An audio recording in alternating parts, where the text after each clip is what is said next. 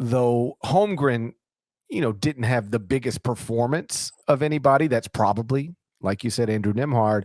Boy, he had some moments where you just go, come on.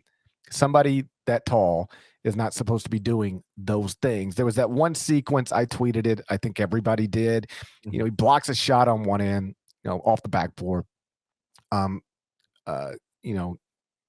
Secures it and then takes off and gets into the lane where, by the way, every other 7-footer in the country would have turned it over. There's no scenario where every other 7-footer in the country doesn't turn it over. He gets into the lane, behind the back, 2-hand dunk.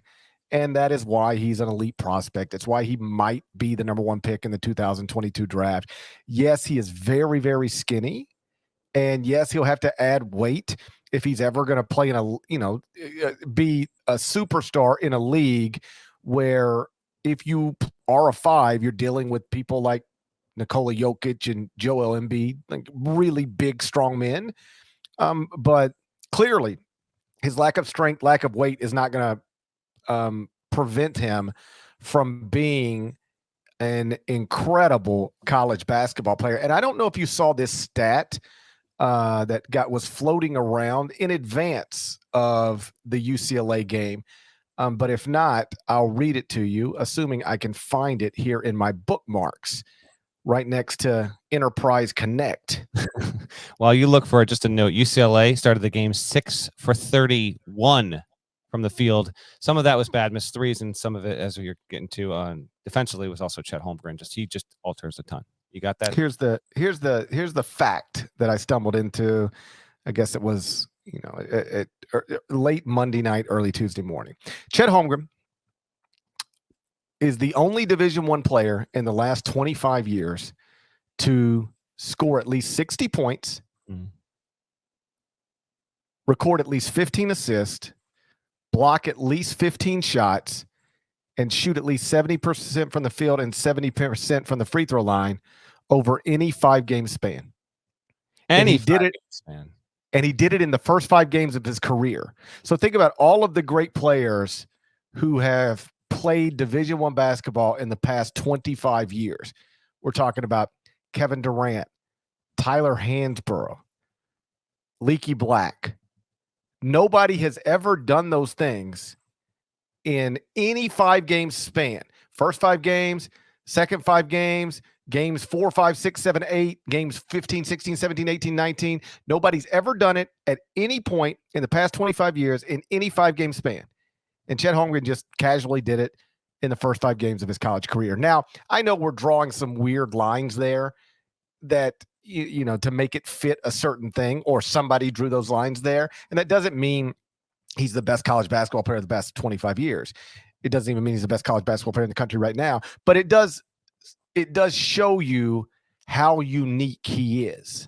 Like, that's the little buzzword everybody uses with him. Oh, he's such a unique prospect, but he really is an incredibly unique prospect. A lot of people can score at least 60 points and shoot at least 70% from the field and 70% from the free throw line. But where you get them at at least 15 assists and at least 15 blocks.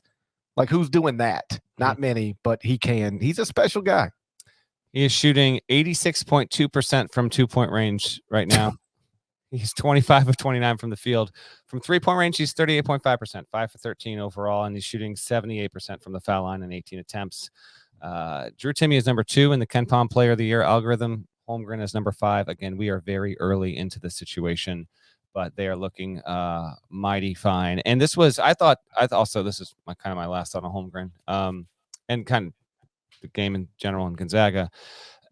They're going to be this dangerous because of games like this and the differences between what they look like versus what they look like versus Texas.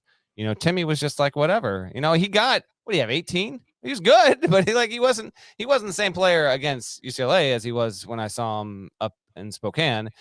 But you're going to probably have 4, 6, 8, 10 sequences offensively or defensively, or defense into offense from Holmgren that just kind of, staunch the momentum of another team, or just give Gonzaga that boost. And then Nembhard is super reliable here, man. They're just They're hard to resist. And by the way, how about this one?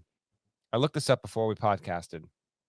Side note, before I say that, this was the first 1 versus 2 game in the past 7 not decided by 7 points or fewer. We'd actually had a lot of close 1 versus 2s. Unfortunately, this was a blowout. But how about this? Gonzaga, now this is just regular season games, and I know the league it plays in, but it's also playing good non-conference opponents. In Gonzaga's last 103 regular season games, they're 99-4. No, it's outrageous. 99-4. What? 99-4. It's a joke. It goes back to 3.5, 4 years ago. So it's just, The one thing, and we can talk about this when we get to the Final Four and 1, but it seems pretty clear he's been a problem, Chet Holmgren, on the defensive end for both Texas and UCLA, which suggests he's going to be a problem for everybody on the defensive end. And I wonder if, like, you're Duke or anybody else, and you're trying to actually upset this team, you got to get him off the court.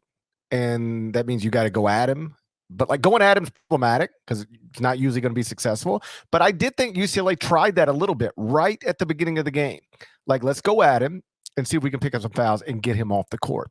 It didn't work, but I'm not sure that's not the best approach, because when he's on the court, yes, him launching from 23 feet gets attention, and him going coast to coast behind the back gets attention, but it's on that defensive end of the court where he really causes a lot of problems.